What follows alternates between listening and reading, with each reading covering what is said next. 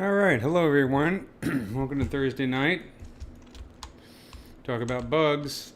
And I decided tonight I needed to finish polypainting this Japanese Hornet, Vespa mandarinia, that I started a while back. So that's what we're going to start with tonight. Maybe I'll see if I can get into doing a little bit of test rendering, maybe in Redshift here in ZBrush. So let's get to it. And I was working on the membrane of the wings. So let's take a look at our reference here real quick. So the wings are semi-transparent, as you can see, but they definitely have some color to them.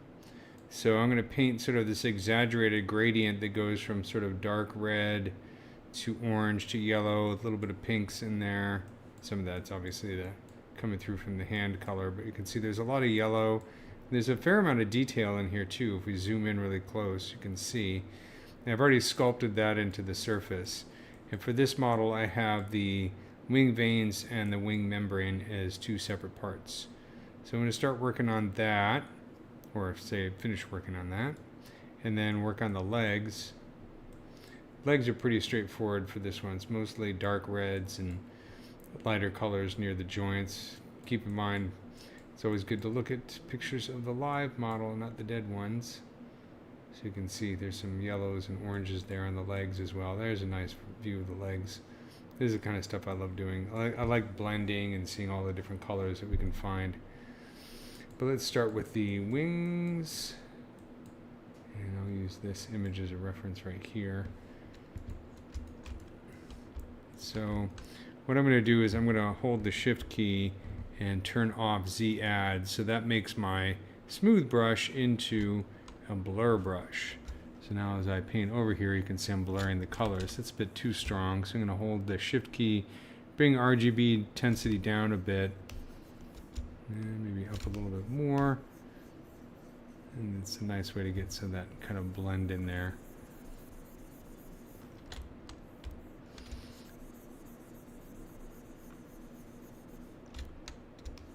So a lot of the details that I sculpted in here are, of course, created using masking. When I get to the hind wings, I'll show you what I mean by that. Let's turn on the solo button here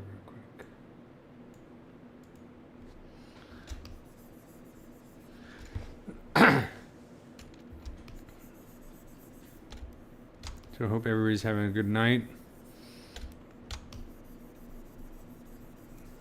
Or a good time of day, wherever it is you might be. I want to say hello to Valentine. I'm her #1 fan. I know she's out there.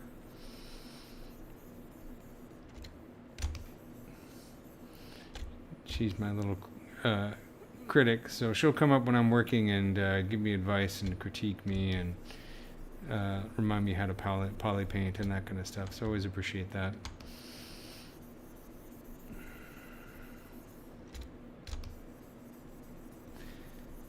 She's a little 6-year-old ZBrush artist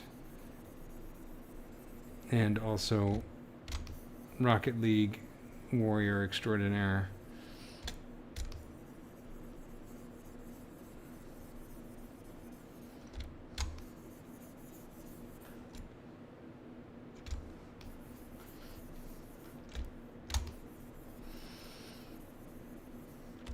I'm going to just smooth this out a little bit, and then let's get back into kind of getting this gradient going. So I'm going to switch over to the paintbrush here, and I'm going to go into the color spray. In the color spray settings, I'm going to set this color variance slider down to 0 because I really don't want to vary the color too much. I'm going to lower the scale variance a bit, and maybe tighten the placement and pick an alpha like this one, and maybe I'm just going to hold over here and press C to kind of do an eyedropper to get the color. So that's a bit too strong, so let's bring down the RGB intensity. Then what you can do is you can also, for my secondary color, maybe I'll pick like a lighter orange, and I'll turn on the gradient button. That's this one right here. And that kind of blends these two colors together within the alpha. So you can get some nice color variation that way, but it's just between these two colors. So if I go in here, let's turn up the RGB intensity just a little bit so you can see what I mean. If I switch the colors, it's still got some of that red in there, but it's also got the yellow blended in there. Let's bring the RGB intensity down a little bit.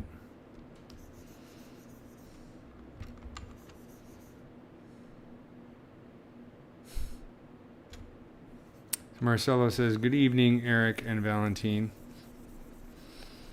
Good evening. Glad you could join us again.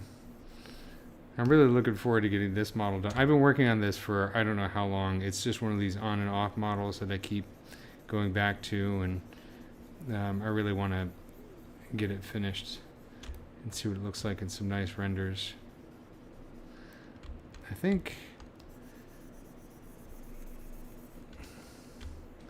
I've taken a look at this. Let's turn off the Polypaint for a second. And this is a 3 million. It looks good. I wish it had a little bit more noise to it. So I think I'm going to do that. What I'm going to do is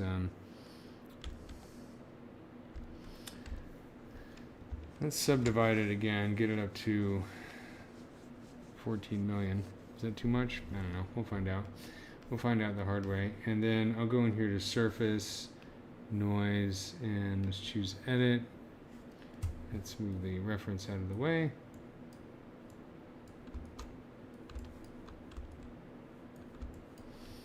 And under noise plug, I like experimenting with the Maxon noise, because they have all these different variations in here, so these are fun to play with. Let's do this one. I just want to get a little bit more fine detail in there, because I think otherwise it's too smooth. But I don't want to. I'm going to turn the color blend to 0 because I don't want any color in here. Let's choose OK. So yeah, just a little bit of extra noise in there, and then I'm going to do apply to mesh. And hopefully not crash anything. Yeah, there we go. That's good enough.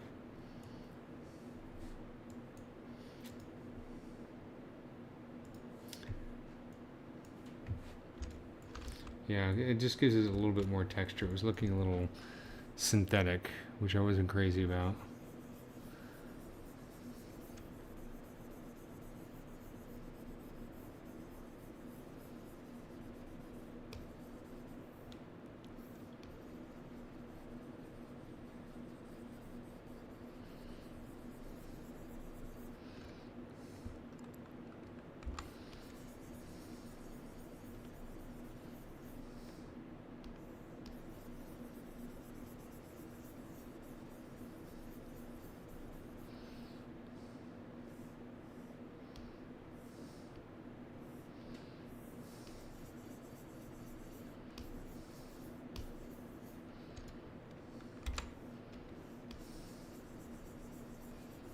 I'm turning the gradient button off because I want to get more precise control over the color.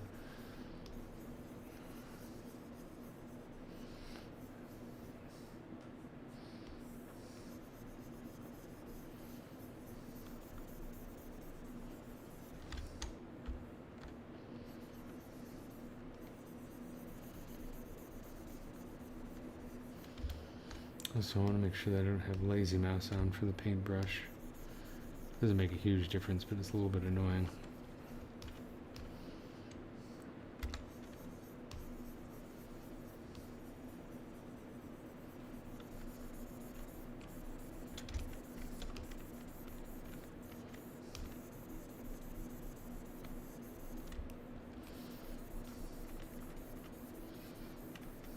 So since this is going to be somewhat transparent, mostly transparent, I think it's okay to kind of exaggerate the colors a little bit,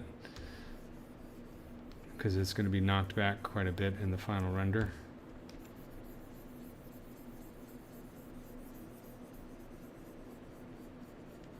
Get some of that red back in there.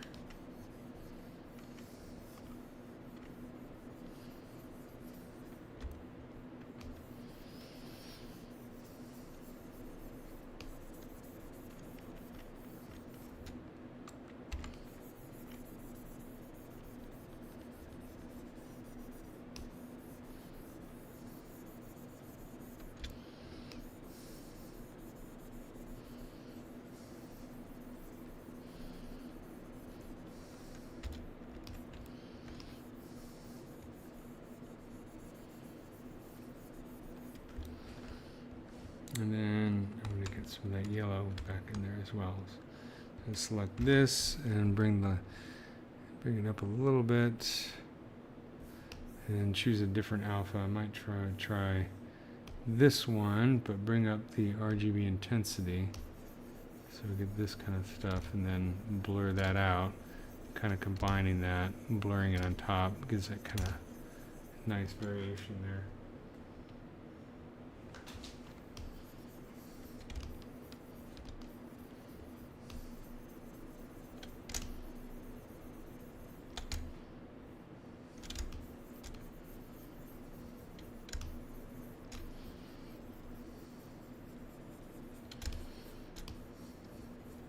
I like polypainting because it gives you that kind of Bob Ross kind of thing going when you're ZBrushing.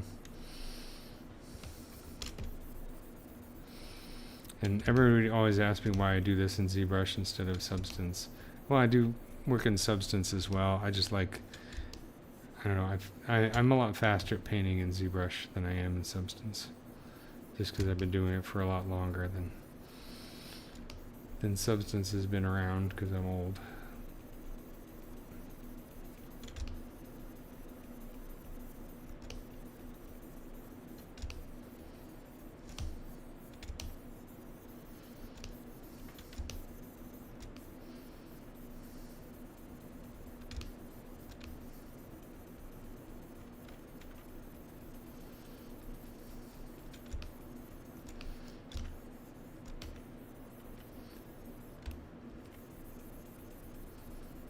So I'm kind of like painting this little salt and pepper kind of thing, and then using the blur brush to mix it in there.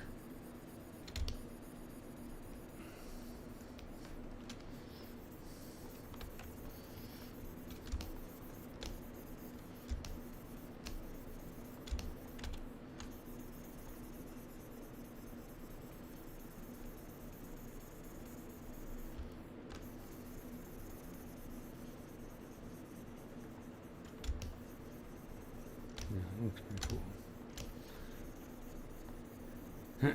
I'll do a render of this in Redshift for ZBrush. The downside of Redshift for ZBrush, of course, is there's no easy way to necessarily use texture maps, like in the opacity strength or that kind of thing, like you can in Redshift for Maya. So,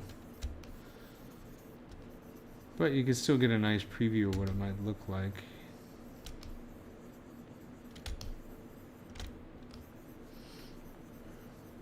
I just finished doing a project where I created a fairy character using insect wings, of course, but on a human, and I worked on it with my partner Irene. And I'll show you guys that in a little bit, because it came out pretty well. I still want to work on parts of it, but I ended up rendering that in Redshift for Maya. It's kind of fun to get back into doing some character work, even though it's still got insect parts to it.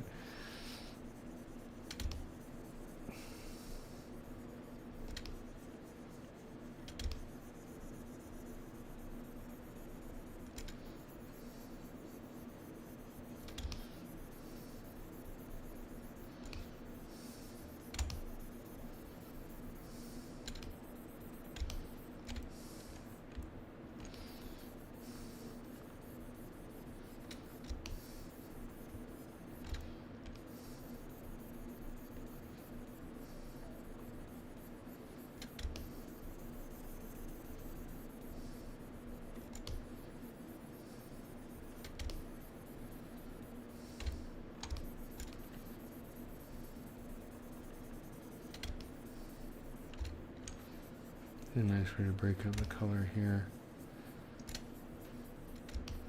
makes it a little bit less synthetic.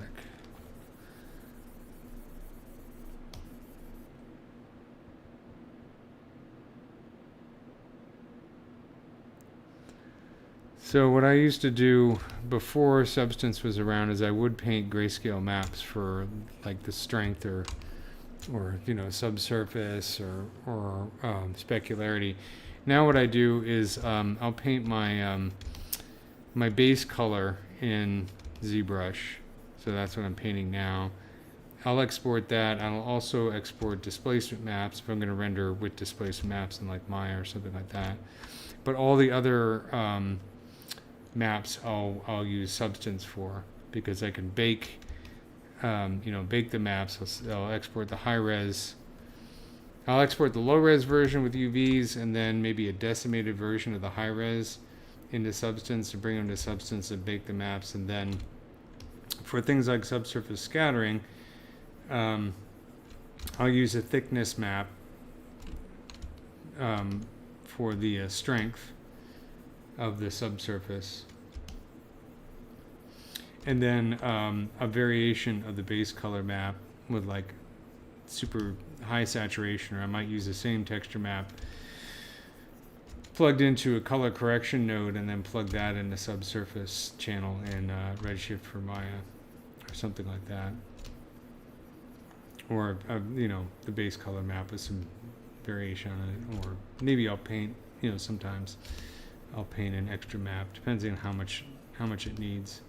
But Substance, or I've done it also with Marmoset, but I prefer the painting tools in Substance to the painting tools in Marmoset. Marmoset has really great baking options and also nice rendering in Marmoset.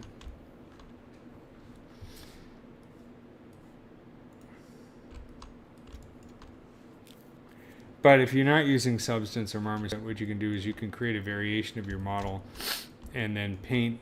Like if you want to paint a roughness map for the specular, you could literally just paint grayscale, you know, and use some of the masking tools in here as well.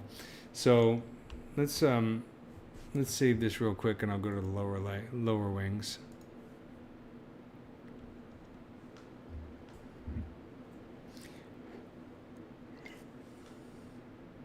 So a lot of times, if I'm going to render this in another program like Maya, I'll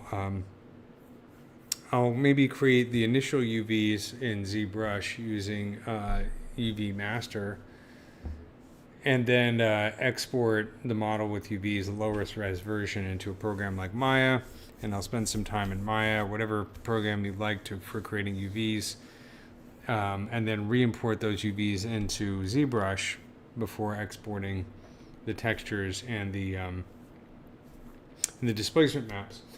Actually, I have on the Gnomon workshop, check it out, way back when in 2018, I did a UV toolkit video series for the Gnomon workshop.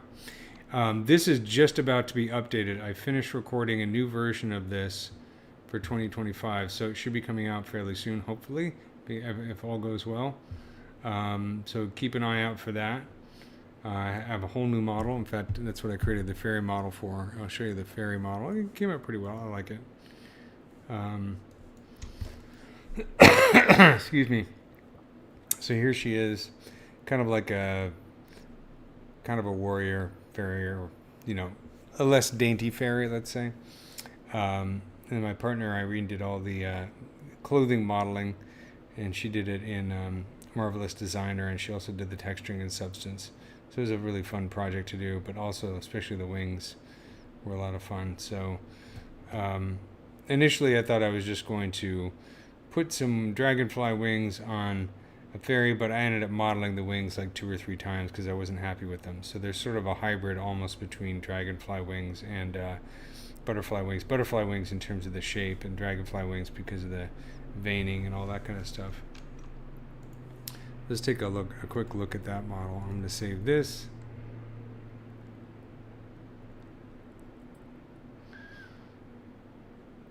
Real quick. We're not quick.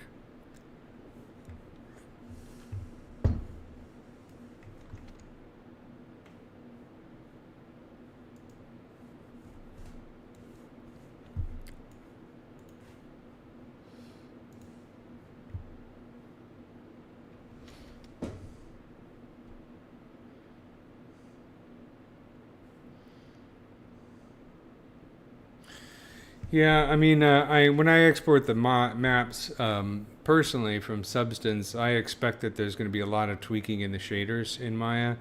That just kind of, for me, that comes with the territory. And I seldom, you know, I'm not necessarily trying to match exactly what I did in Substance. Again, this is like it's a personal project. If you're working for, you know, in a pipeline and you have to match the textures exactly in Substance from your texture artist, that's going to be a different story. But for me, I usually expect to do some tweaking in the shaders in Maya and Redshift. I find Redshift a bit easier and a bit faster to use than Arnold. I mean, Arnold is fine in terms of the final quality. They both are easily comparable. I used Arnold on the planetarium show, which was a lot of fun. Redshift, of course, also depends on your hardware because it's a GPU-based render. So you can open up the.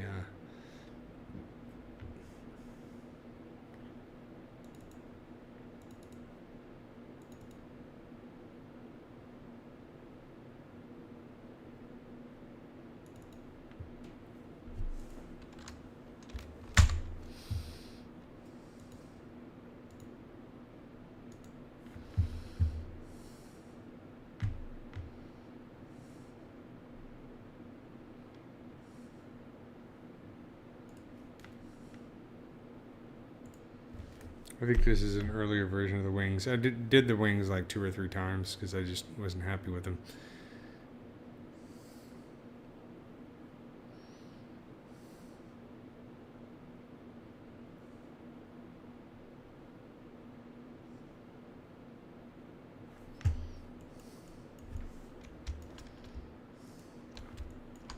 This is like an earlier version of the wings, but she's looking pretty cool. This, of course, I don't have the textures for the clothes in this version of the ZBrush file, but I did polypaint. This is a good example. The skin. Whoops, naked lady. Let's look at her head instead. So I did the, and then we do the highest subdivision level. So I did the polypainting of the skin here, and just the base color here in ZBrush.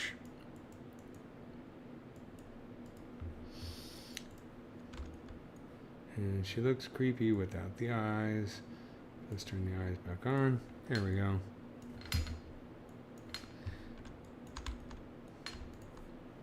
These are the original wings, but they came out, they looked a bit bulky, you know, and I think I overdid the detail. Like I really overdid it way too much.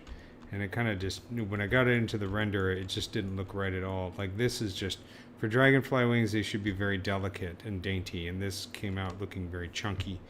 So I redid those, and I'll show you what they look like.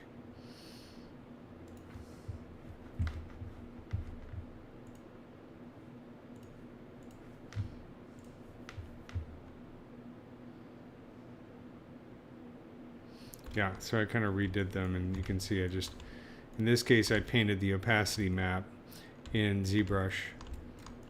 So if I turn this off and switch over to here, so this is a case where instead of doing the veins separately from the membrane, I did it all as one surface. It still has, you know, that three-dimensionality, these kind of peaks and valleys that you see in dragonfly wings that are very important. I think if you make the wings perfectly flat, it's going to look really boring. It's not going to reflect the light in a very nice way, in addition to not being correct to dragonflies. So I could have made them a bit more exaggerated, but I think the final render, they came out pretty well. If you take a look at the full render here, the way they reflect the light came out pretty well. I don't know why I can't zoom in on that, but so that's the fairy model. So I need to get everything in the same ZBrush file. And then I used Character Creator to create the pose, and then brought the pose in. What I did is I used Character Creator to create a pose, and then I exported that model, brought it in, and used it as reference. And then for the final pose for the actual model, I used Transpose Master. So the Character Creator was just a dummy that I used to sort of match the pose, and then I used Transpose Master to match all the parts, and then worked with the clothing. But like I said, the original cloth was done. Let's see if I get an unposed version. Was done by my partner Irene. She did an amazing job. So she used Marvelous Designer. She did all the belts and all these little details. I had like an initial concept, and then she took it to the next level and did a really great job texturing it.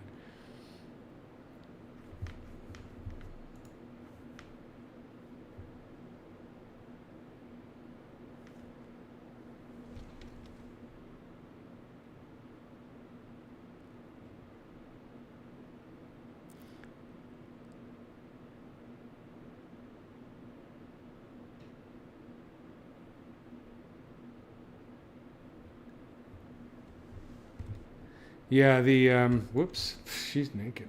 I was reading the comments there. I didn't realize I didn't have. Wait, tell me the clothes are in here. Yes, they are. Okay. There we go. Her eyes look weird because that's an opacity map for the eyes. So let me turn that one off because that looks bizarro. Yeah, I thought I might do a few more because I kind of enjoyed getting back into doing character stuff. But yeah, I really like the way she did the cloth here. And also she went on her way to make things asymmetrical. Because I tend to still do things way too symmetrically. But then the antennae here are kind of like moth antenna. So it's a combination of a few different insects and a person. But you know, that's just the way she is. Then I fixed some of the weird stuff on the face here. This was a weird fold in the face that I had to fix because I don't know what I was thinking when I sculpted that. Go back to this one. You can see I fixed it. I made her eyes extra big too because, you know, very. But that's that. So let me go back to the Hornet.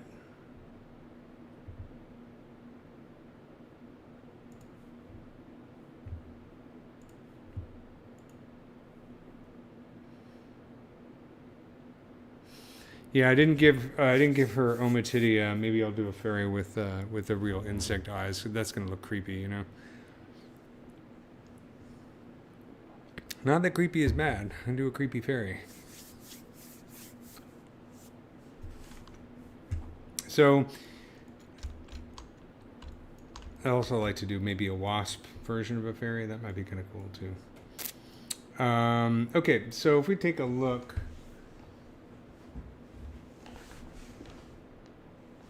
If we take a look at the wings, I'm going to do a solo. You can see I have the original Polypaint here, which is just helping me figure out where the veins are going to be. So I'm going to fill this with a white color to begin with.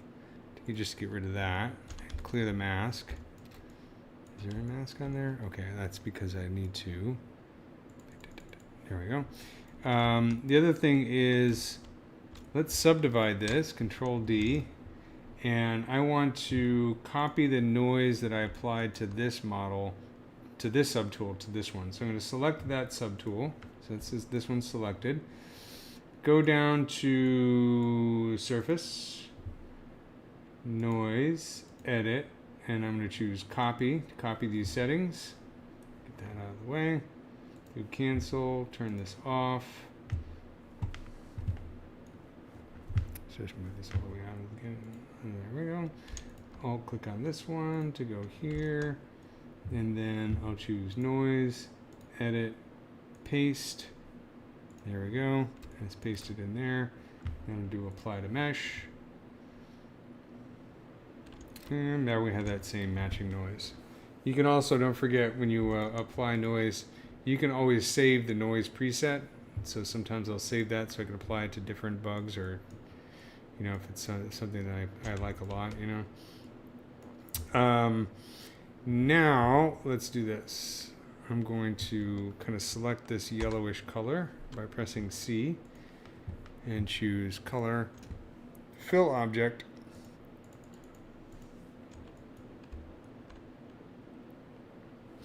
And then let's switch the color here. Why is this so slow? And I'm going to go down here to masking, And let's do mask by cavity. I set the intensity to 100 and do mask by cavity. And invert that mask, hide this, and just fill in with a little bit of color just to get some detail in there.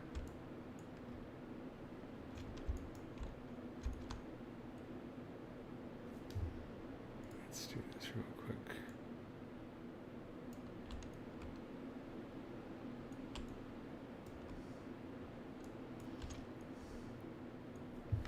We get some more of a reddish color here. I think maybe select this color. And let's do mask by smoothness. And I'm going to invert that mask. Hide the mask real quick. Just kind of fill that in. Just so I can have a little bit of color here in the divots. I might go back and redo this as well. So I'm going to alt click on this one, do mask by smoothness, invert the mask, hide this, and just do color. Just to dial in some of those little dots again, because I like the way the dots look. There we go. So clear the mask off of this. Let's try mask by curvature just to see what we get. I mean, it's just fun to experiment with the different masking. That's why I always do all the sculpting first, and then I'll apply the mask. Let's turn on. So, do we get much there? Maybe what I'll do is I'll pick like a lighter yellow and just bring this in. So this is kind of like a little base coat here. That's too much. Let's bring down the RGB intensity just a little bit. And mask by peaks and valleys. I'm gonna hide this. Do color. Just so we have like a little bit of a nice noisy background upon which we can paint. I'm gonna clear the mask, turn off solo. And let's select the wing veins here. And I'm going to fill this with this kind of dark color.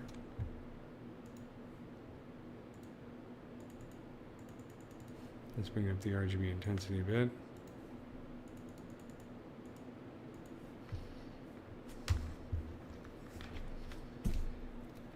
And then select kind of a lighter red.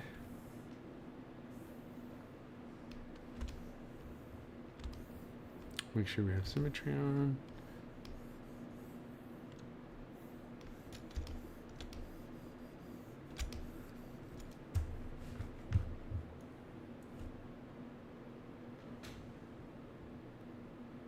Yeah, I should put a Sully on the ferry. That would be hysterical. That's creepy. Kind of a disturbing thing to find on a date. Why don't you take your hat off? Oh.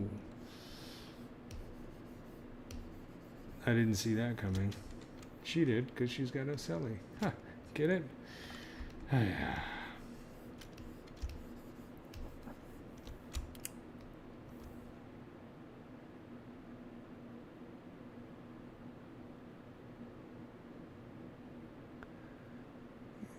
Yeah, it takes a while to get through all the ZBrush menus.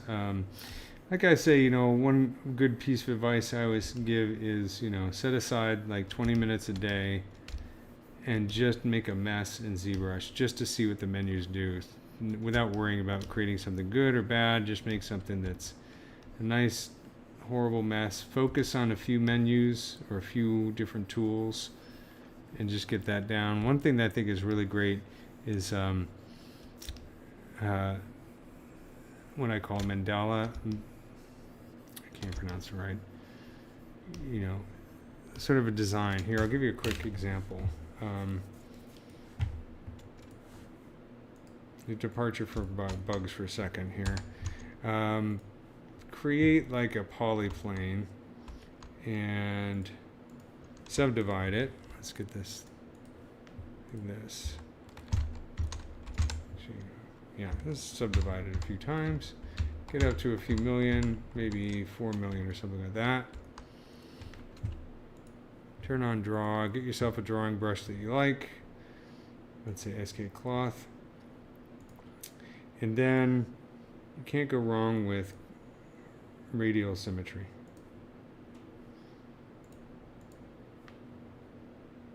All right, let's turn off perspective and just start doing this kind of thing, you know, going in here and just messing around, making a mess, whether it's clean or dirty or whatever, and just as an excuse to, you know, explore the brushes,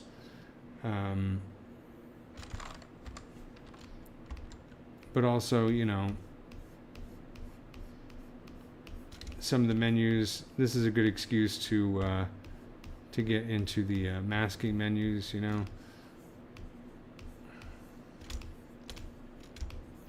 Go in here and do like masking, mask by cavity or something, or you can play with this graph here for mask by cavity. Let me see.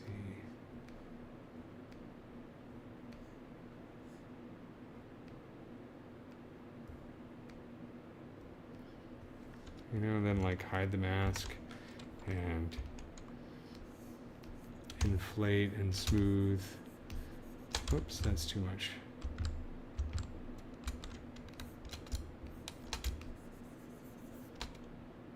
You know, just to see what's up. Make a mess like that. It's like spend 20 minutes a day doing that, throw it away, don't worry about it when you're done with it. And do that for 20 minutes a day. Another good experiment is to use the like array mesh, or to you know, fool with like the different types of array mesh and nano mesh. And then also a human skull is like one of the best tools for practice.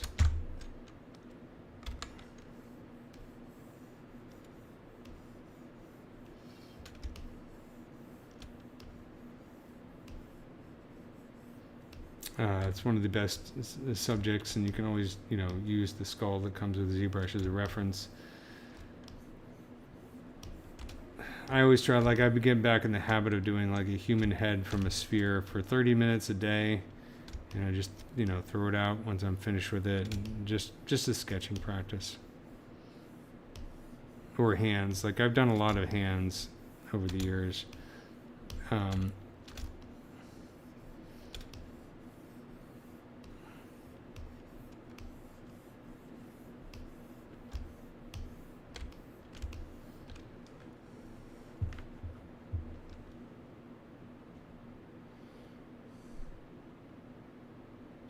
Oh, I've been using ZBrush.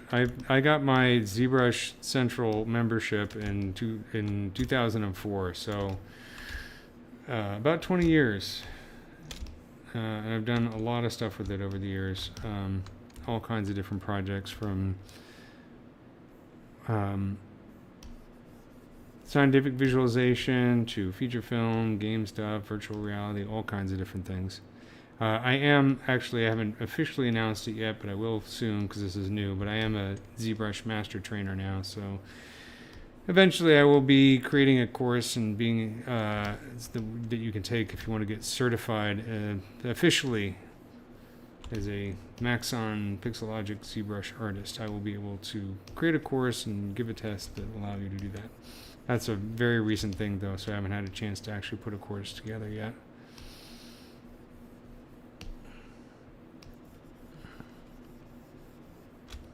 But, you know, there's still plenty for me to learn. I mean, I'm learning new stuff all the time.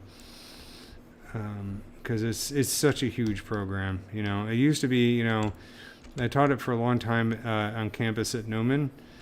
And I taught the intro class. And it used to be I could teach pretty much the entire program in 10 weeks. So the class was 10 weeks long, 1 3-hour session per week. So I'd have a class, it would be a 3-hour lecture.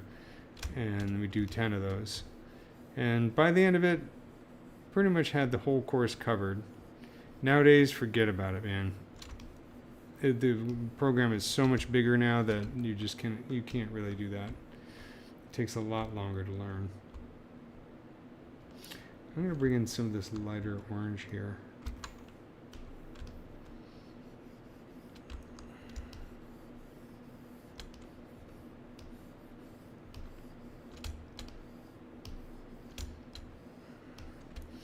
By the way, if you get in a situation where you're painting thin things, you keep getting this when you're making a stroke, you can always lock the camera hitting this button. That way you won't accidentally move the model when you're painting.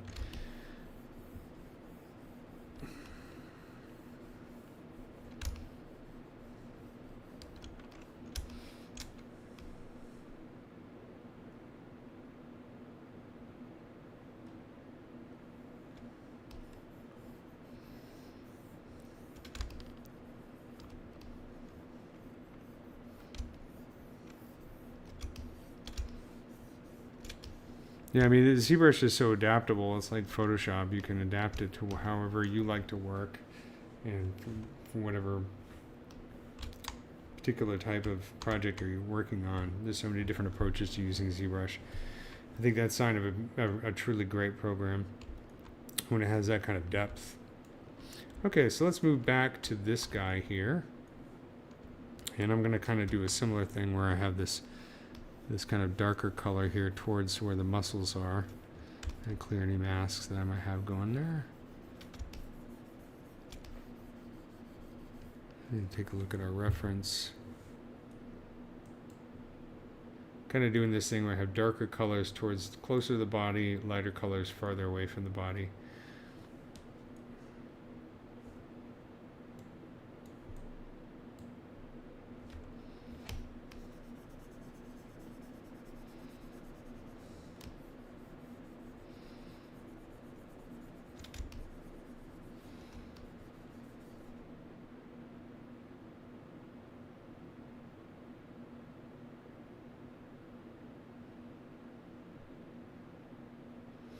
Yeah, when I started using ZBrush, they didn't even have subtools, and all the detail was created through Projection Master. Projection Master doesn't even exist up here anymore. I think it's still buried in the program, but those were very different days, and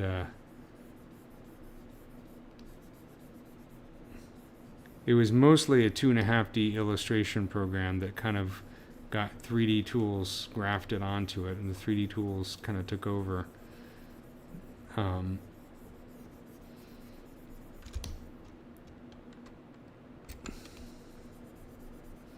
The only person I know that ever really embraced the 2.5D illustration tools was Meets Mirror, who's still probably one of the original OG ZBrush Jedi.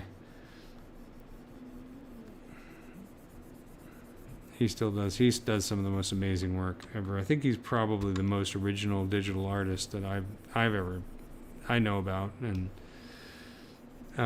it's kind of funny because when I went to Nomen way back, and this is like 2005, 2006 or whatever, I was dying to take his class.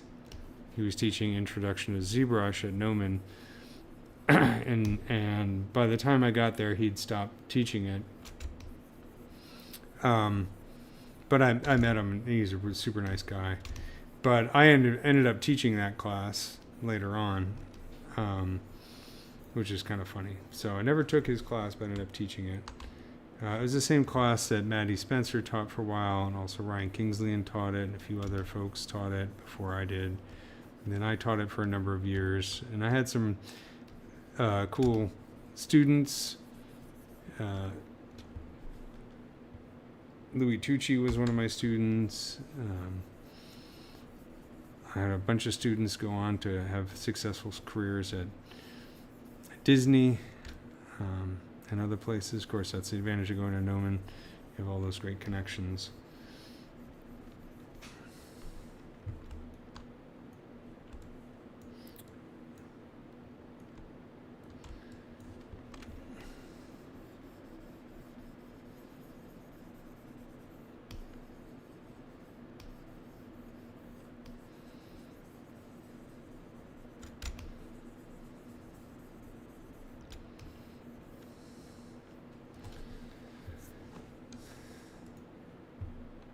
Let me bring some of this red in here.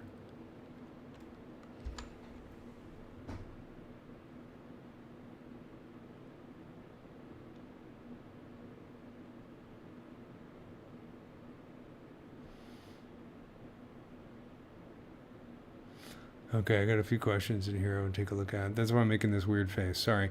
How How to texture high quality poly paint? Well, as you can see right now, I'm kind of doing a very quick kind of overview, but the quality of your poly paint is always going to depend on your point count, right? Because the pixel values, or the RGB values, are being added to each vertex and then blended across the face of the surface.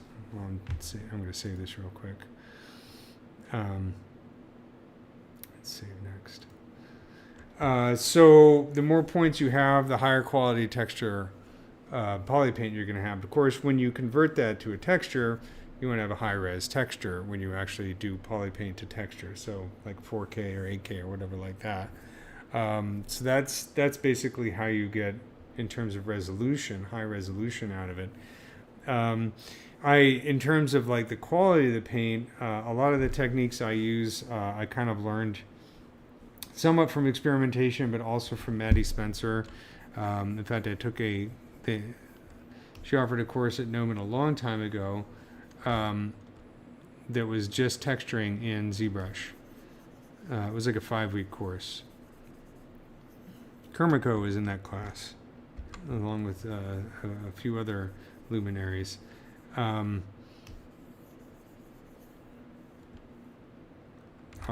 as his actual name is. And he's also a live streamer here on this channel. And so a lot of the techniques I use, where I kind of mix colors together and then layer paint over each other in sort of successive paths or passes. That's basically kind of what I got from Maddie Spencer's class. That was a really long time ago. That was like ZBrush 3.5 or something like that. And then the masking tools that I'm using, if you go in the tool palettes, they are down here under the masking subpalette. You can see the masking subpalette's pretty big and has all these different ways to vary your mask. I'm just throwing on a couple here, but these are really fun to play with. The ones that I tend to use a lot are like mask by cavity, mask by smoothness, curvature, peaks and valleys, also mask by color and intensity. These are a lot of fun to play with, but you can play with any of these. Those are just the ones that I like to use. And it's a great way to kind of take this detail that you've sculpted and add, some variation to it, to use that. I don't like that color.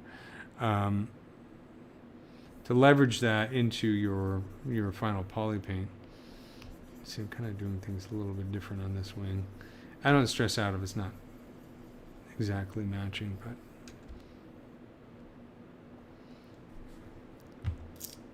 let's see. I think the problem is I was using this alpha. I'm going to use this alpha here. Oops, and lower the RGB intensity.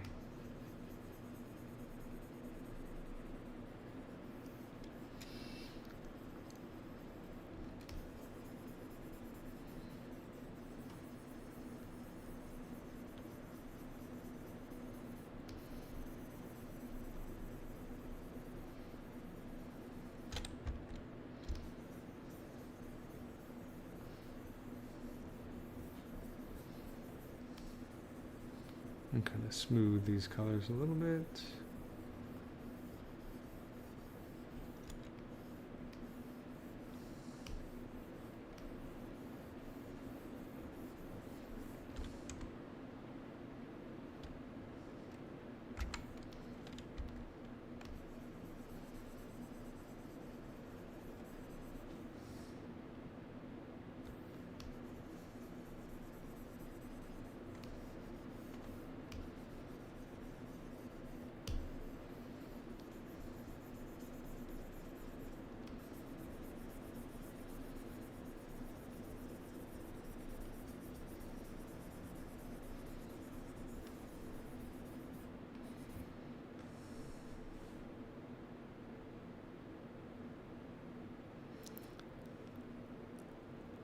Oh yeah, Save Next is a bit of a newer feature. So if you haven't used it before, it came out I think a couple versions ago. I use it all the time now. So yeah, it's nice because you can just hit save next and it'll automatically increment your latest version. Okay, I'm going to do this. I'm going to do mask by peaks and valleys. Let's see. No, let's do mask by curvature. So that's going to put a mask. You can see the mask goes kind of right into those little divots there. So I'm going to invert that mask and hide it. And then do just a overall fill object just to get some of that dark red into those little points here. And then turn on the solo button.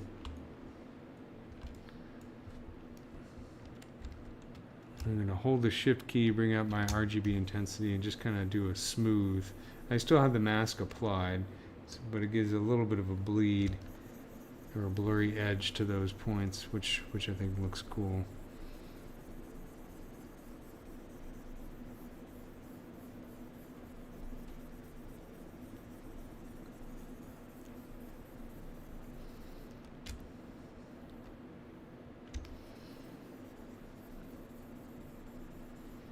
And then I'm going to clear the mask by control drag and release, and then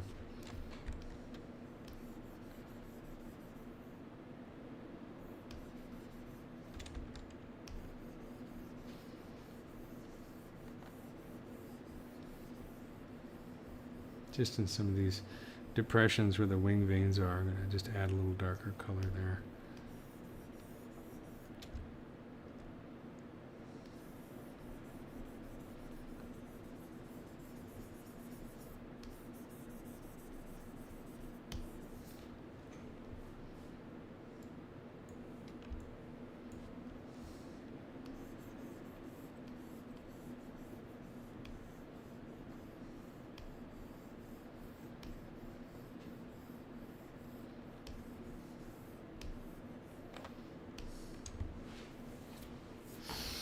Then I'm going to go here with this light pale yellow and a single dot and bring up the RGB intensity.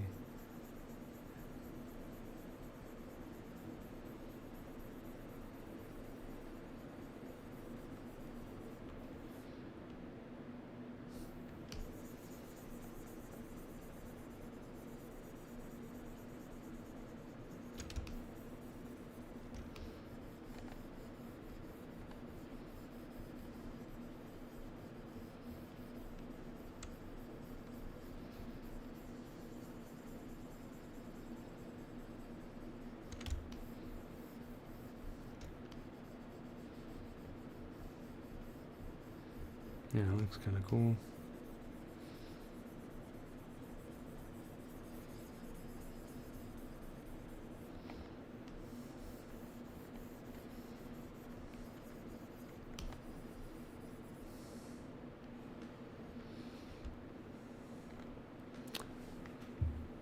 All right, so let's do another save next.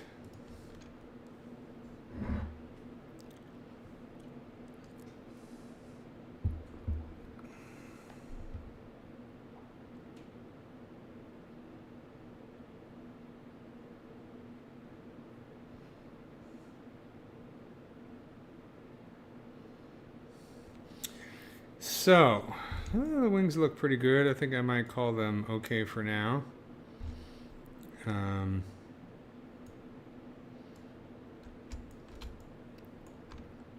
Let's take a look at the legs.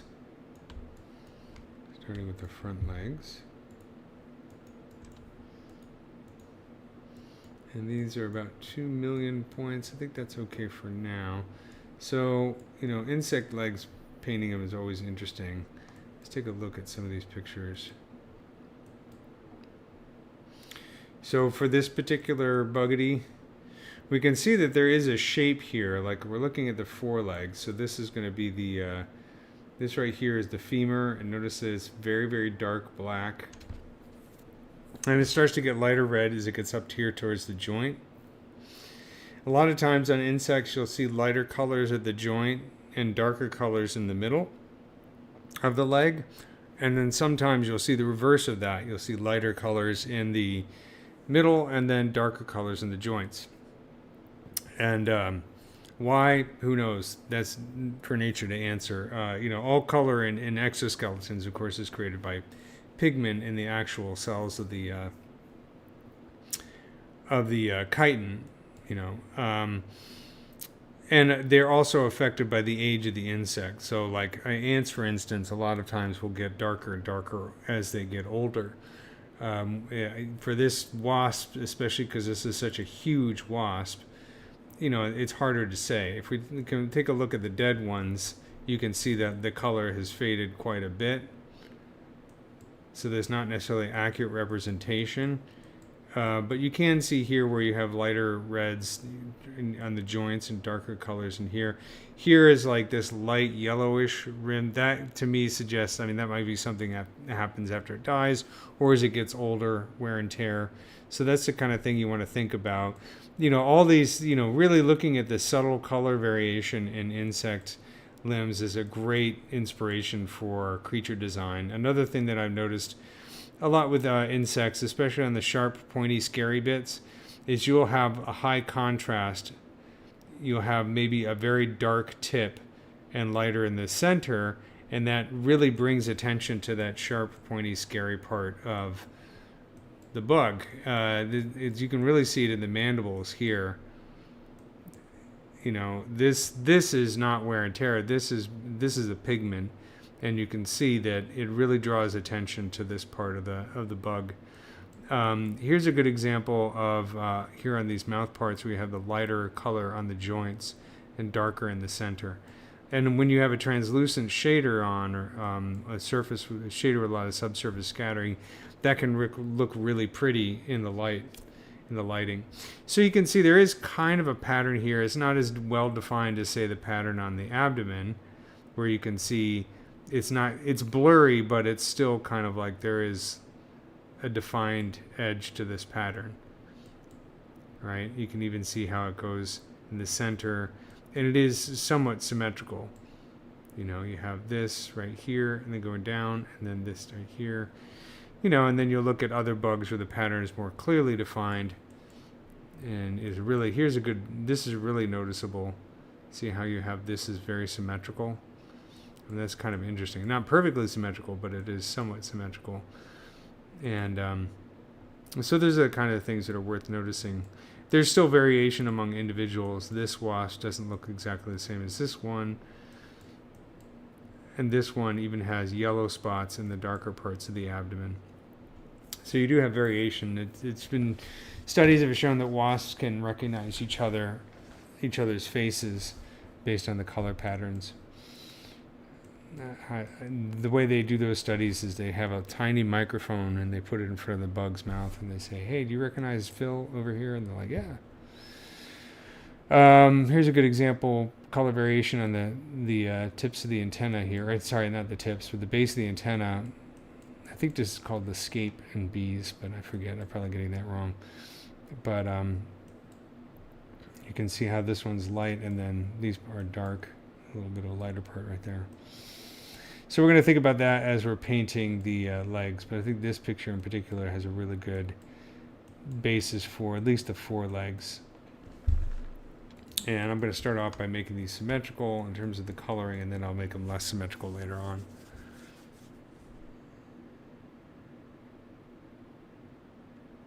Yeah, this is called a giant Japanese hornet for a reason. They were calling these things murder hornets, which I don't think is fair. Like I always say, if you want to call this a murder hornet, then you have to refer to human beings as apocalypse apes. This one has some good reference for the the tarsi. I don't know if this one's alive. I don't think it is because it seems to be floating above the hand a bit. I think it might be a dead specimen. This one I think is alive though. I don't know where its wings are at. If it's holding it by the wings might be in the hand. Of course this one, I don't know what's going on with his thumb. That might be camera angle thing, or maybe they got stung by it. I don't know. That's weird thumb. Okay, sorry, I got distracted there. So, let's start by making this a dark red. And I'm going to actually select this one. So I'm going to press C to select that color. And I'm going to do color. Let's set the RGB up to 100. Color, fill object. And I'll bring down the RGB intensity. Let's set our alpha to this one here. Then maybe get even a darker color here. And just start dialing in the darkness. Dialing in the darkness like an old radio program.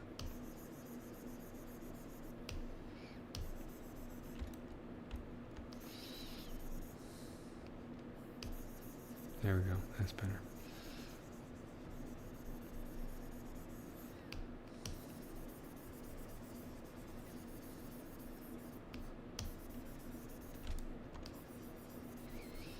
And so the initial pass, I'm just going to kind of throw some color on here. Kind of block out maybe the center parts of each of these limbs, a dark reds.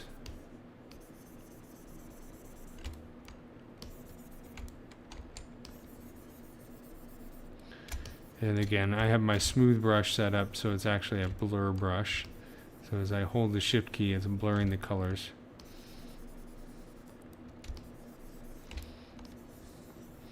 So up to there. And then not going to worry about the pattern just yet. Just throw in some dark colors for underneath.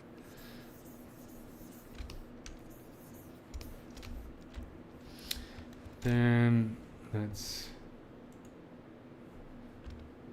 go over here, and I'm going to sample some of this orange and lower my RGB intensity, start to dial this in.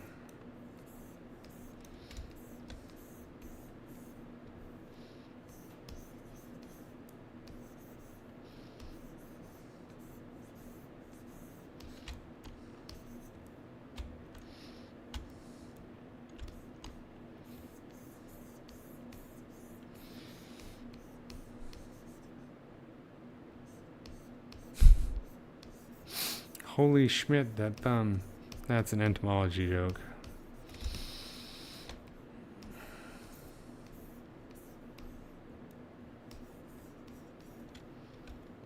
For entomologists only. I hear the ultimate rite of passage for being an entomologist is allowing a bot fly to gestate under your skin. And I'll let it come to full term, as they say. I haven't done this, and I probably never would do this, but I've seen videos of hardcore entomologists doing this. They're very proud of it. Botfly is the one that's in South America. They lay the larva right underneath your skin, and over the coming days and weeks, it'll grow underneath your skin and feed off of your flesh while keeping you alive. And it's very painful because it'll grow, and as it grows, it kind of rotates its body underneath the skin. And finally, it'll burst out and hatch and fly away, and some entomologists think it's very cool. Most sane people would, of course, remove the larva the minute they detected it, because they don't necessarily want that to happen, but hardcore entomologists, they're like, hey man, they're going to let the bug be.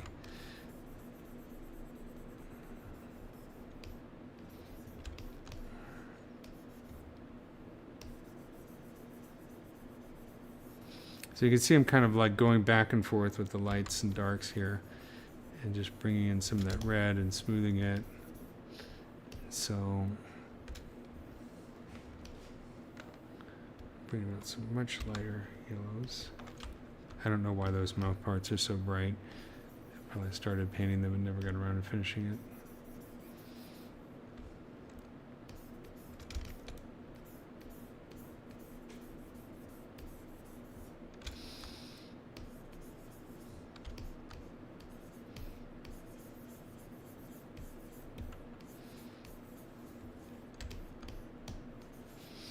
Get some reds in here.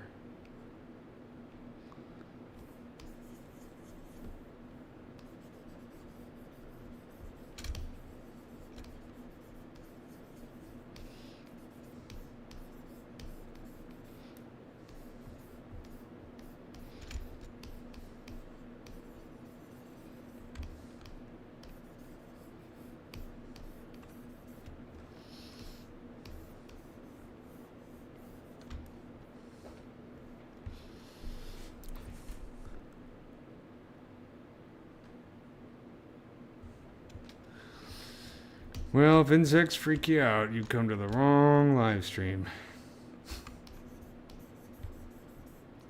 Of course, maybe you like getting freaked out.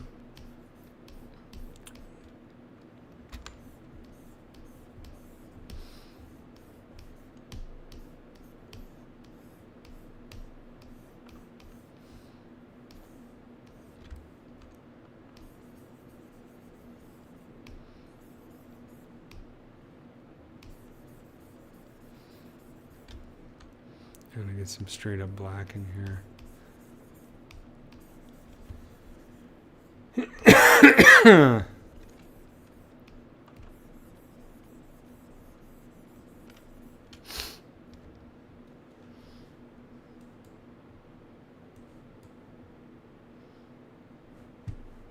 Yeah, this thing has really bright yellow right here.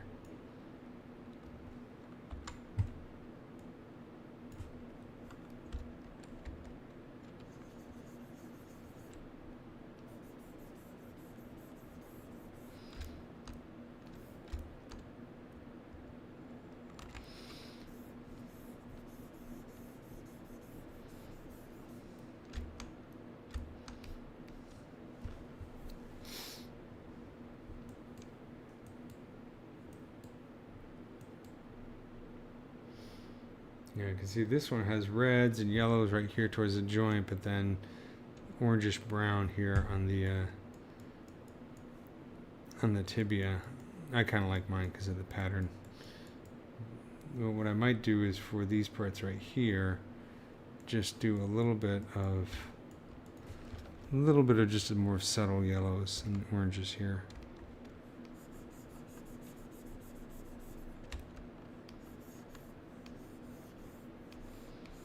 And then right here on the edge here. And the other thing is, I believe I have these, yeah, these are set up as polygroups. So I'm going to turn on my mask by polygroup slider. That way as I paint on one polygroup, it doesn't bleed over into the next. So that's a great way to keep these things nice and defined. So do a little bit on the edge here. And that kind of helps to bring it out, even though these are pretty tucked in pretty close underneath the body. But also helps to highlight the segments.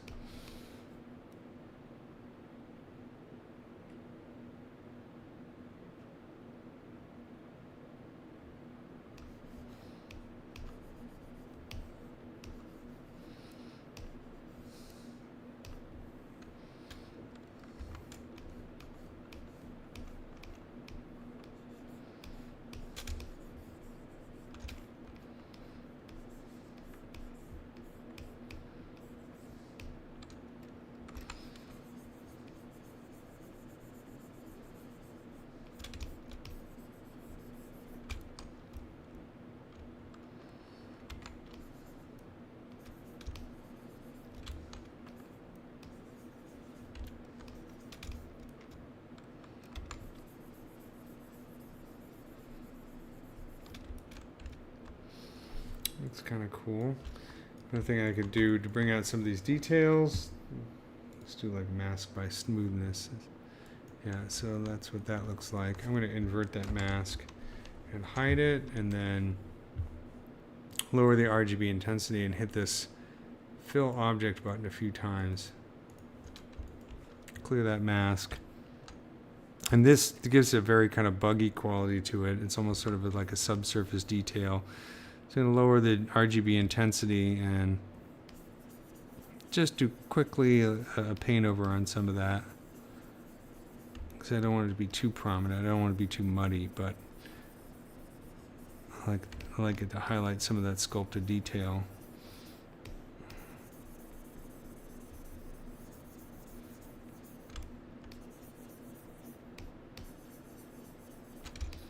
And then, no, that's too much.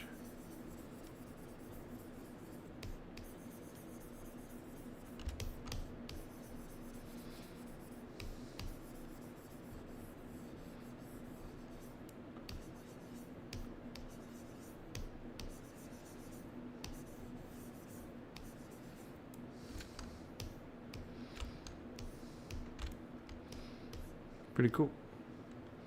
Let's save that sucker.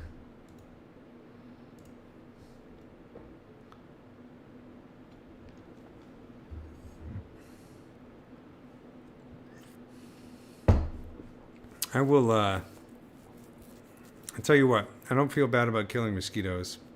Sorry. And also, I don't like the house flies. Sorry. Flies, fly people. Just don't like the house flies.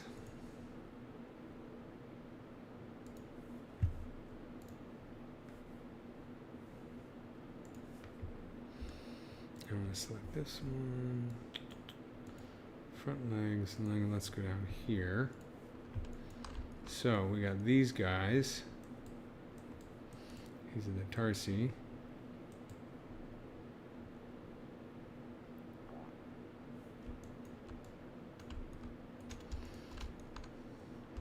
Whoa, what's going on there?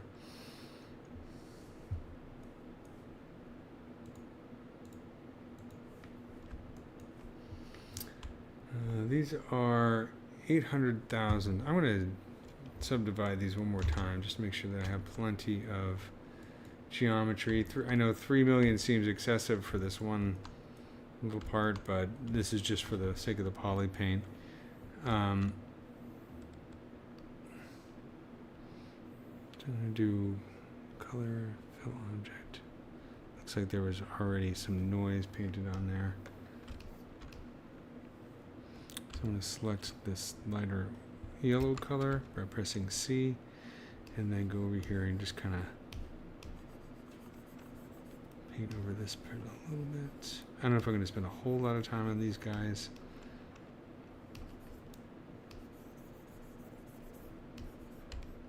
Not that they aren't wonderful, it's just, you know.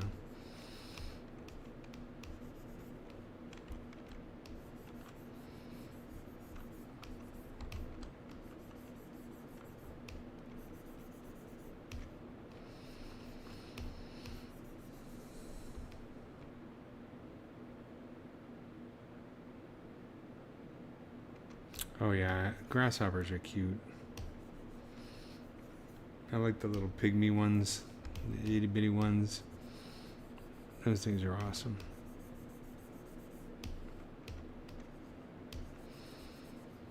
I did a model of a katydid a while. I've done a couple katydid models. I did one a while back that was kind of like almost Pixar style.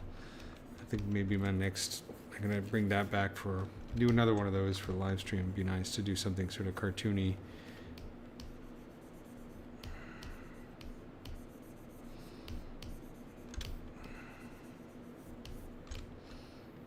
Bring some of that red in here.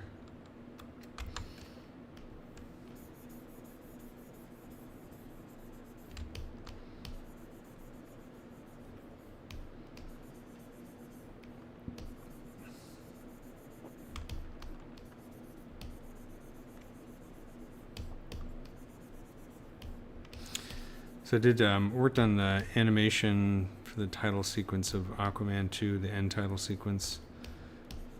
It's fun. But, you know, if you saw that movie, and I'm assuming you didn't, they have giant killer grasshoppers in there chasing them through the jungle. And I'm kind of like, really? Why did you guys choose grasshoppers as your giant monster bugs? There's so many other ones you could have chosen that would be much more intimidating. Say, like, I don't know, a giant wasp. They went with giant killer grasshoppers. So, I don't know. It was very weird.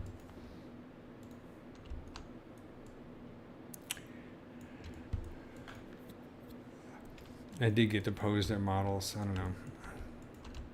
It's like, you all need to call me when you do these things in your movies. Let's see.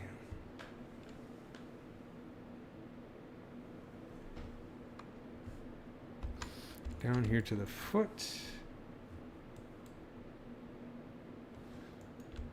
I'm gonna first fill it with this color, fill object, let's see.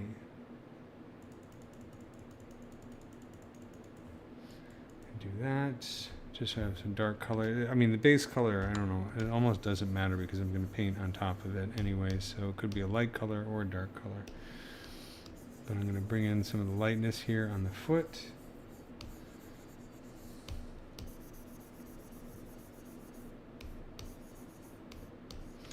And then, kind of like in the claw here, I'll bring some lighter colors and leave the tips kind of dark.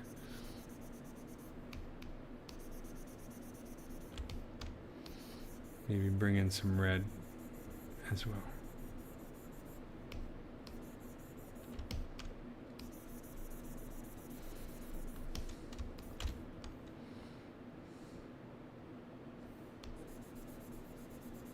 Just to make it kind of look bloody and scary.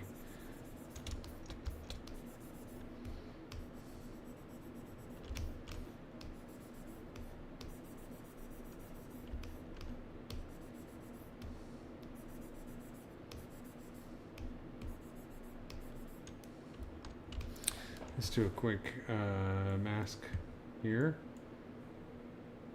Masking, I'll do mask by smoothness. There we go. Brings out some of those details. I'm going to invert the mask. That's Control I. Hide the mask, Control H. And then just fill this in with a black color. Clear the mask. And then low RGB intensity, just kind of do this kind of thing.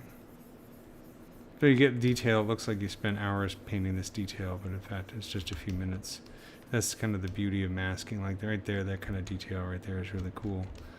And that's just understanding how to use like surface noise and sculpting and masking, but again,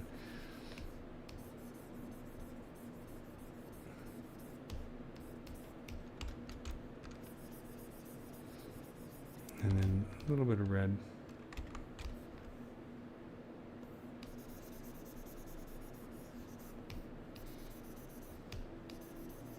There you go. Very pretty. Pretty little wasp foot.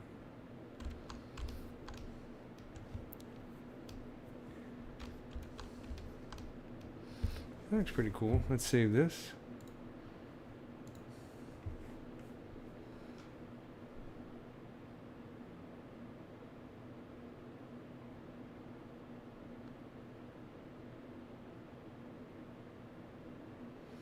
I always like the giant fig beetles that we get here towards the end of summer, or maybe it's the spring.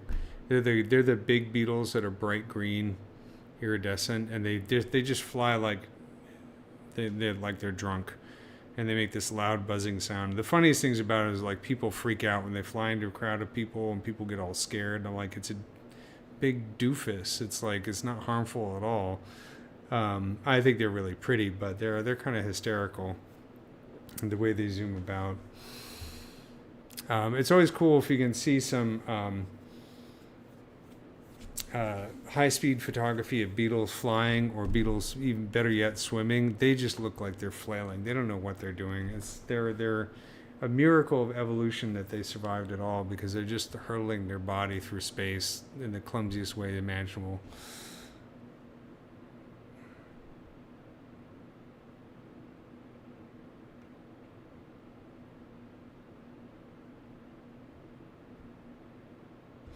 You're up at 4 o'clock in the morning. Why are you up at 4 o'clock in the morning?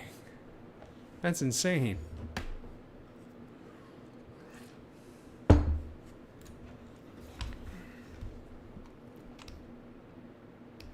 Okay.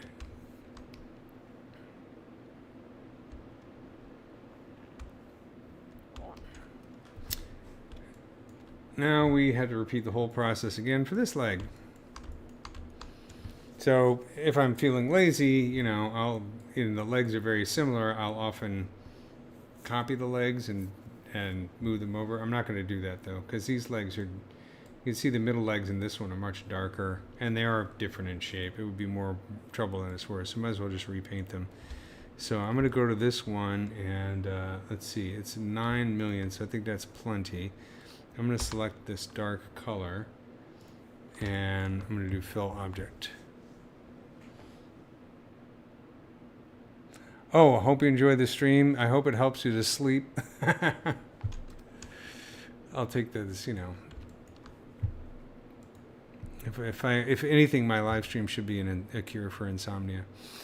So I'm going to fill this and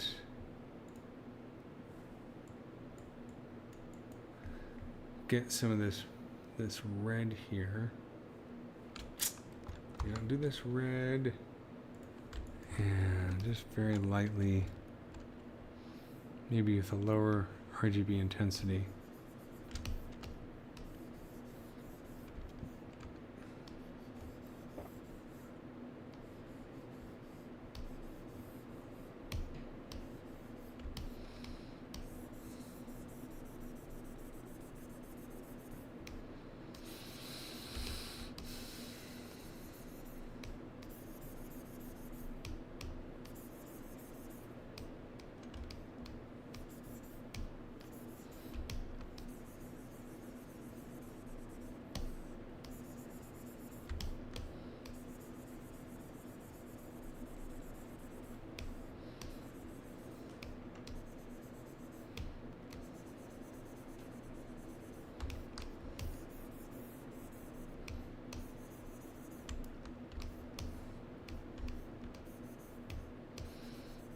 Just give a little bit of variation there, and now we get some orange spots. So you can kind of see in the hind leg here where it's like literally like just little dots of orange, bright orange here and there on the legs.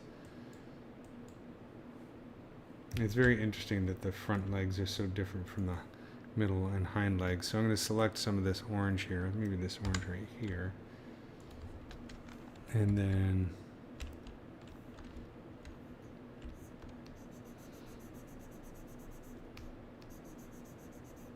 I'm going to press O for the focal shift slider and bring that down a little bit. This is almost a more pinkish red, but I can start with kind of like just figuring out where I'm going to put these dots of color using this bright yellow.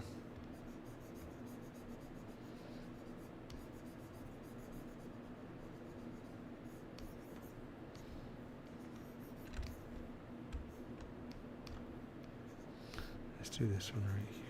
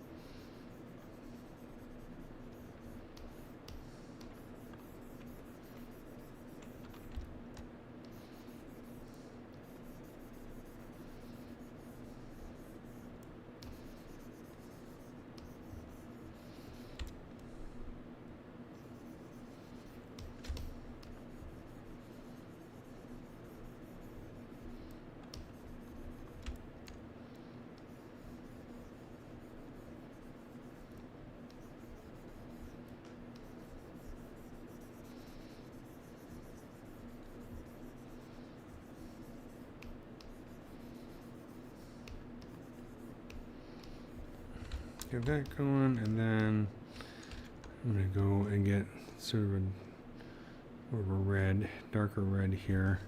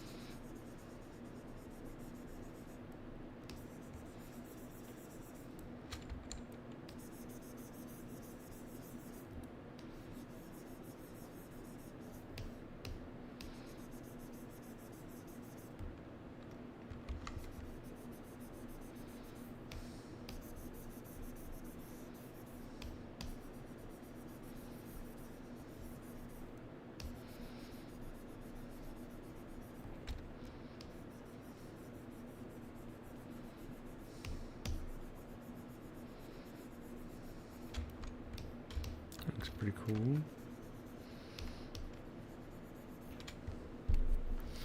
Again, I have symmetry on, so the colors are going to be perfectly symmetrical, which probably have to change that later on. Let's do a little mask by smoothness. Invert that mask. And do a little just fill object. Just to add a little bit of detail in there.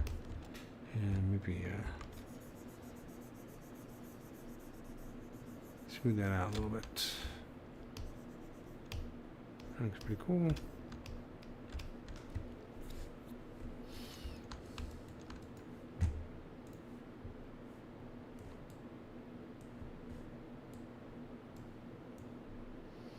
So this one, the feet appear to be quite a bit darker. Black with a little bit of a yellow right here. This I think is reflected light. So okay, I'm going to save this.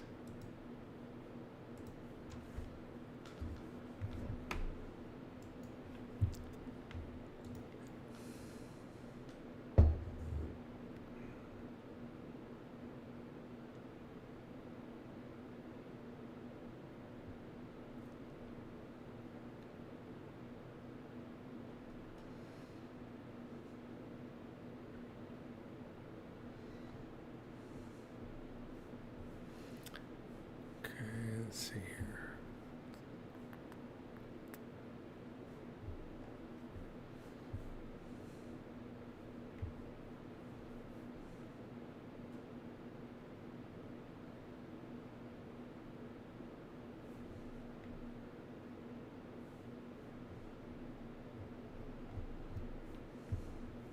All right, never mind. Okay. Let's select this color, hover over there, press S. Let's alt click on this. So we have these little spikities right here. And I'm going to do color, fill object.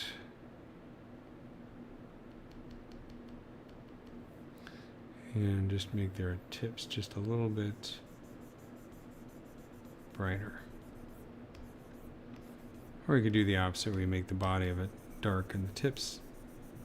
Sorry, the body of it light and the tips dark, but I think I'm going to do this. Looks pretty cool. Go down here and let's select this color. I'm going to choose RGB intensity 100. Fill object. Let's lower that RGB intensity. Select some of this lighter color here and just go in here a little bit.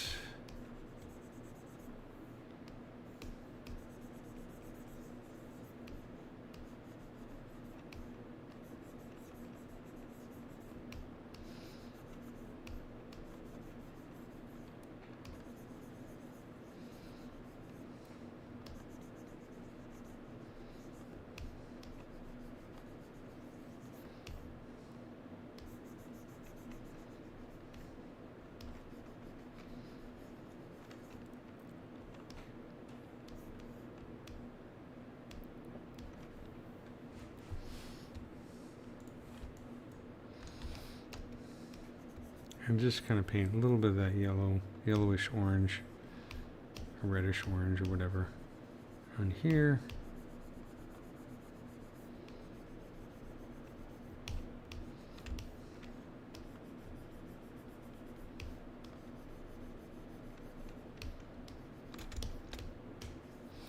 Put a little speck of brighter orange just here and there.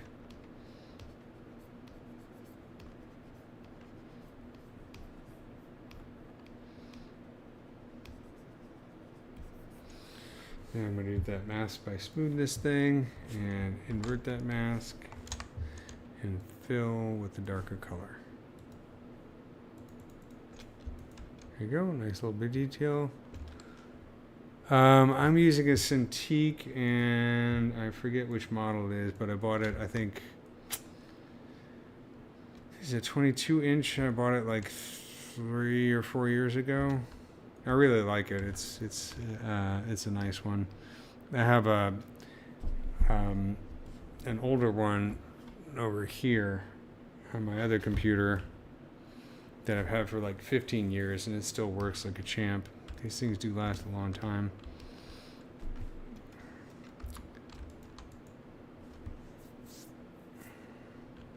I'm going to fill this guy. It's got an older poly paint on it, so I'm just covering that up. And select that orange. Dial it in here to the little tips of the pointy little toes.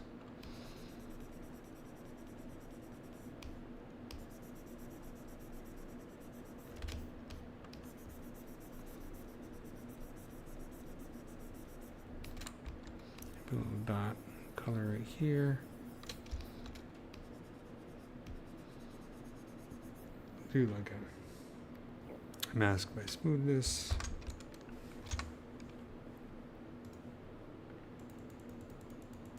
Oops.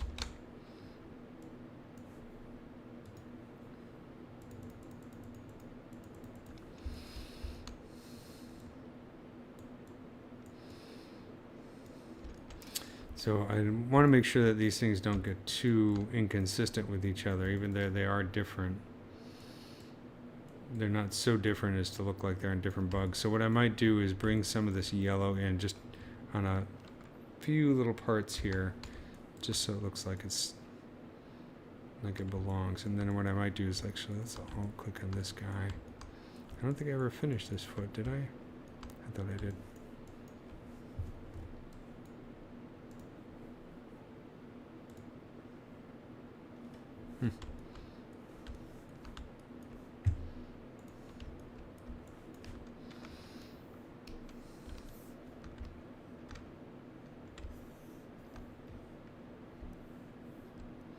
Let's select this color right here.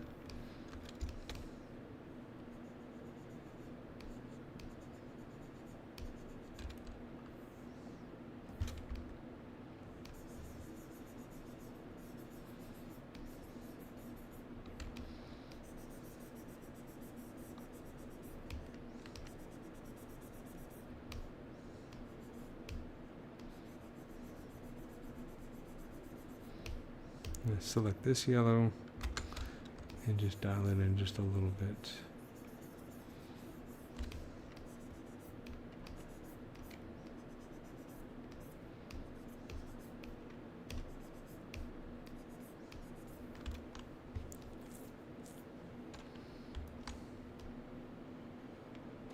Aha. I see what happened is I had symmetry turned off. I thought I did that front foot before. Okay, well, then we'll make them asymmetrical.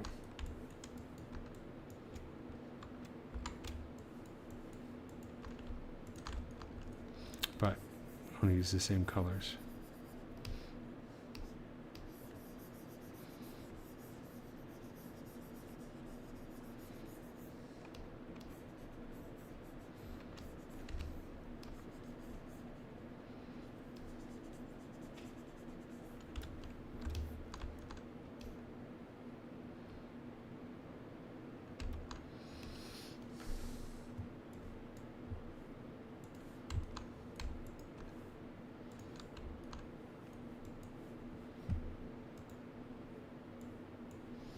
Do masks by smoothness, invert the mask, hide the mask.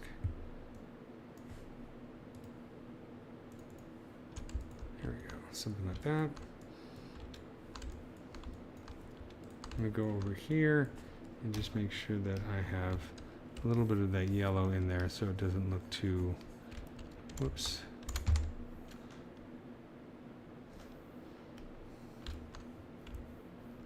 Mismatched. Here, I'll select this one right here.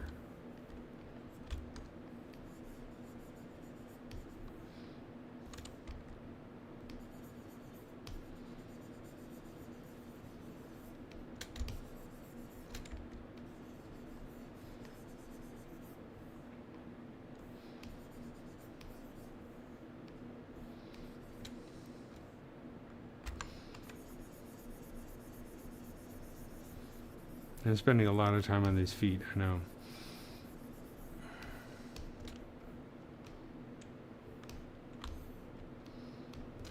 There we go, looks pretty cool.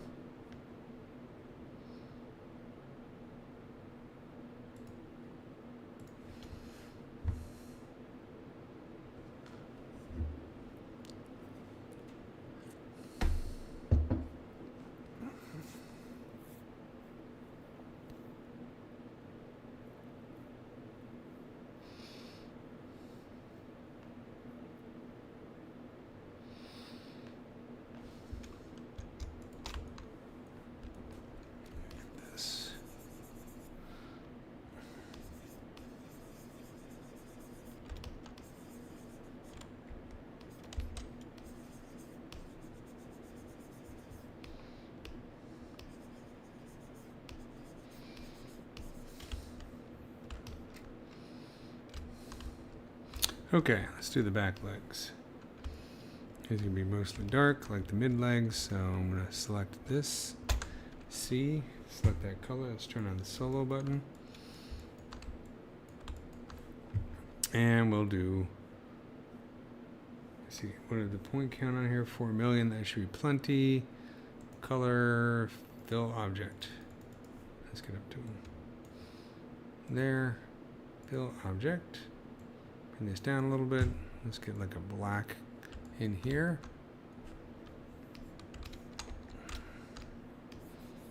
Whoops, that's too dark.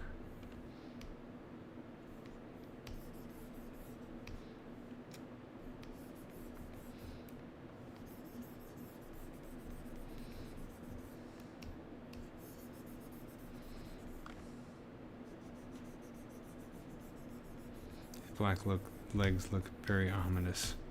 They're so incredibly dark.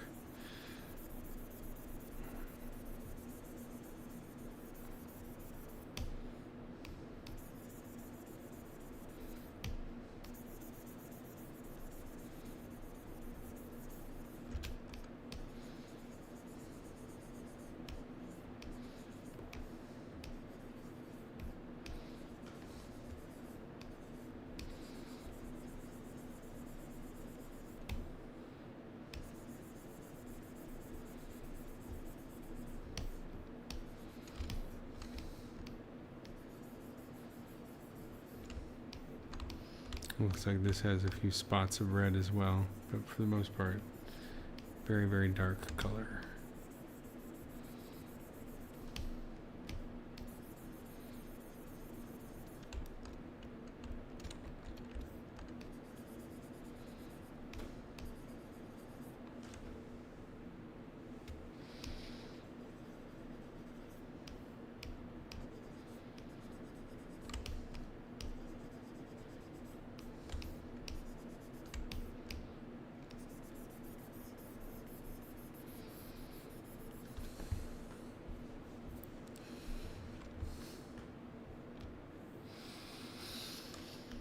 Let's see. Let's go in here and select some of this yellowish red.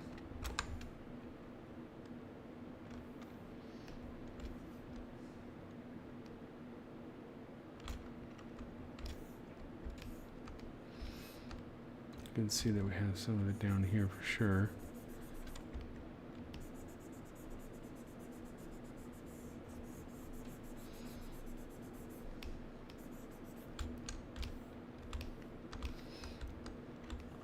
Let's get red on the edges here.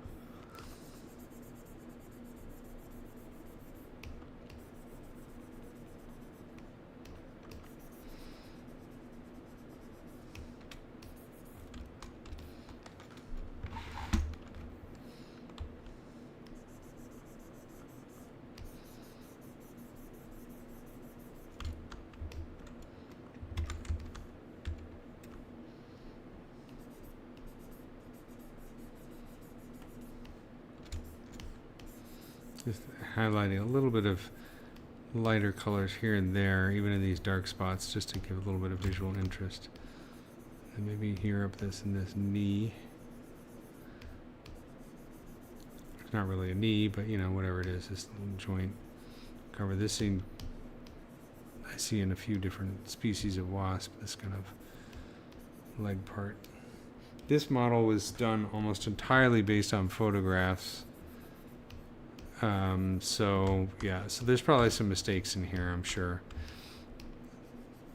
I didn't have a an actual specimen to look at when I was modeling this, so it's an approximation.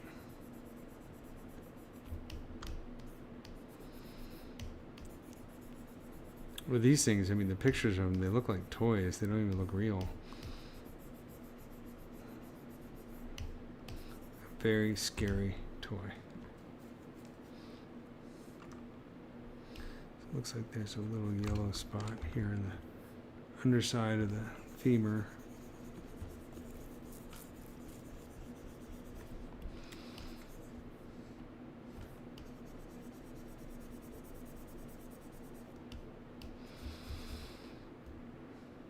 Let's get some red in here.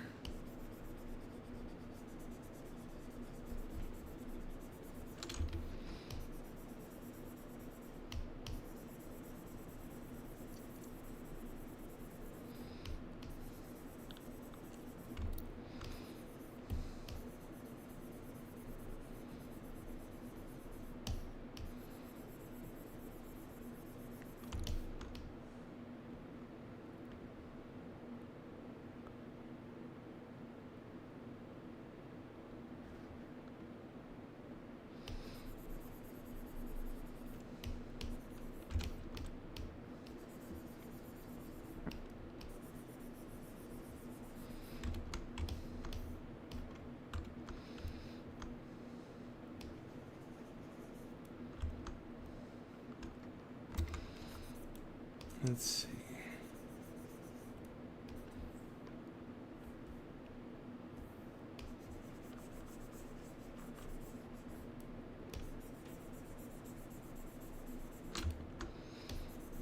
This would be a fun one if I get some scan data of one of these guys.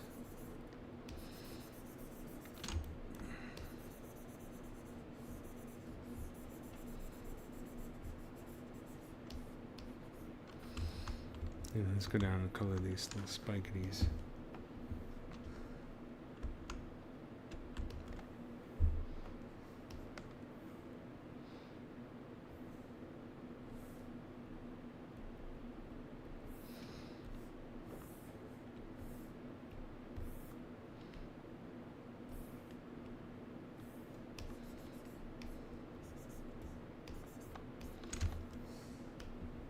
That's pretty creepy.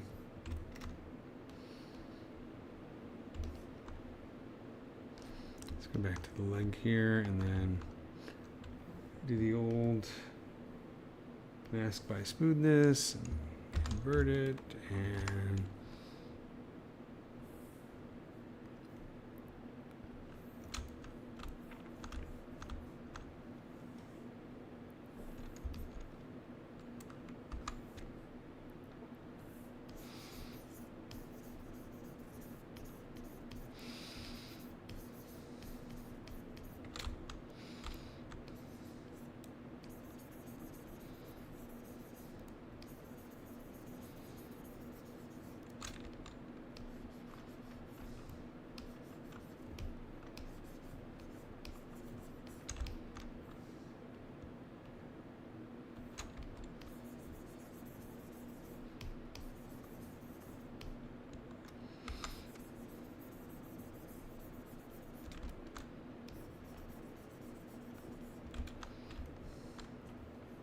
alrighty. Let's do the feet.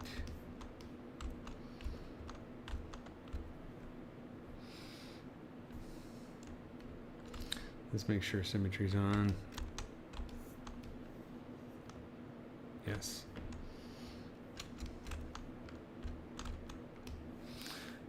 Weird little camo pattern there. That's just from the noise that was applied to it earlier. So just fill that with color, get rid of it.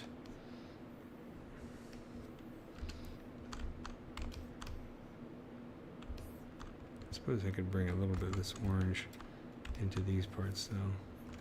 Just a little bit.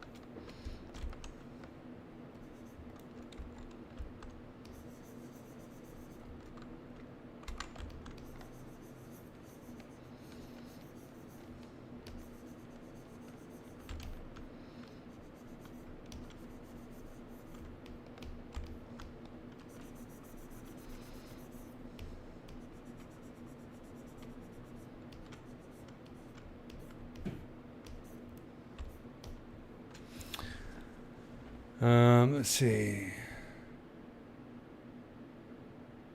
Yeah, if you hover over a color, press C, and you will select that color. It can be an inactive subtool, so that makes it really handy. Oh, let's see. There is a way to do it in colors. I think the interesting thing is that it's true for any place in the interface. Like if I hover over this button here, it will select that color. This is obviously not Spotlight. This is what do you call it? Photo reference, pure ref. So let's see. If I go into texture, I'm going to select this and choose add to Spotlight. So yes, the answer is yes. So you can see as I'm selecting over here, it's picking up the color from Spotlight. So that's a great way to get colors from your reference imagery. So that's kind of cool.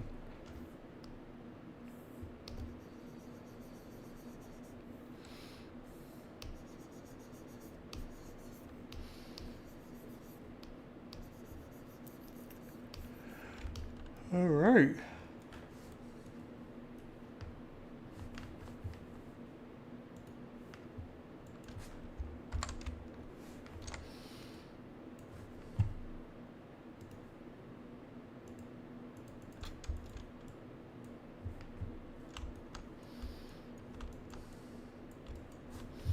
And then, let's see. Stinger. What color do these guys have for their stinger? Sorry, gals. Remember, if it's got a stinger, it's a lady. Oh, I think I already painted this, didn't I? Did I? No, I didn't. I'll do this dark red.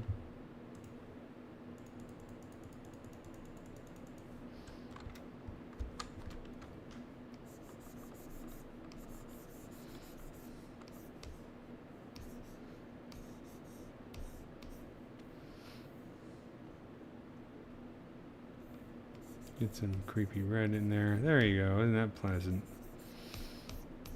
The business end.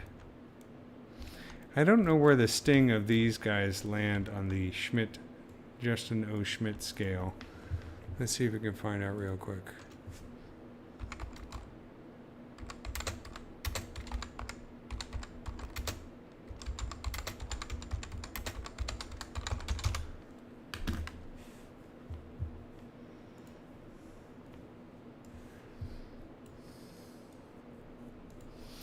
Schmidt Sting Pale Insect. Pain level 1.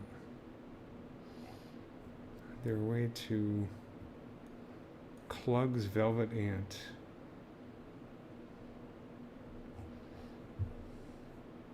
So let's do this. This button.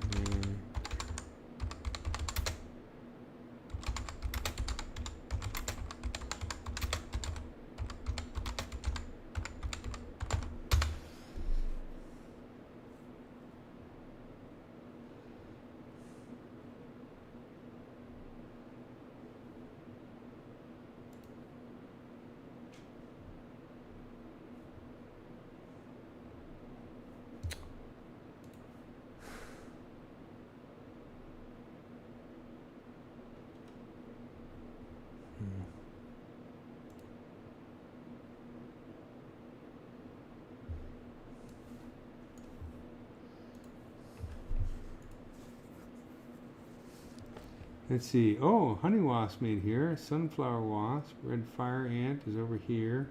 Asian giant hornet. It is 10 mins. I guess mins is the level of the unit that he uses. So a bullet ant is 300. Velvet ant is 30, and I know velvet ants are supposed to be pretty darn painful. If we take a bald-faced hornet is 4. Digger bee, where's a honeybee? Twig ant, most small bees, western paper wasp, white-faced bee, red fire ant, Trapjaw ant. Giant honeybee is 10. Western honeybee is 10. So Asian giant hornet is comparable to a western honeybee in terms of this pain of the sting. So why are they called murder wasp? I know that they actually sting and attack bees, honeybees.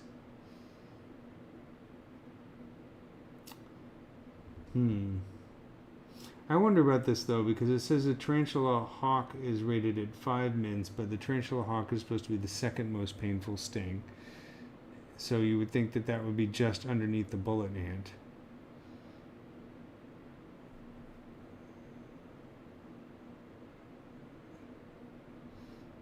I wonder about this graphic, if it's accurate.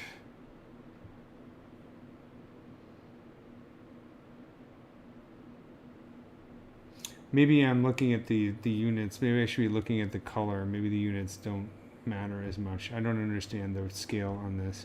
Okay, circle sizes. I should read this thing. Circle sizes relate to duration, but for purposes of comparison only, or not to scale. So that's the duration. Okay. Interesting.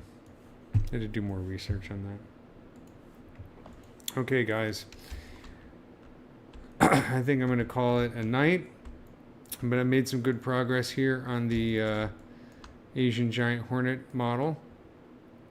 What I would do next to this is go in and maybe make sure that not everything is so super symmetrical in terms of the painting on the legs and the wings. And I got to finish these mouth parts here. That's obviously a small thing. That'll be like 5 minutes. And then see about some UVs and that kind of stuff. But for the most part, this gal is almost there.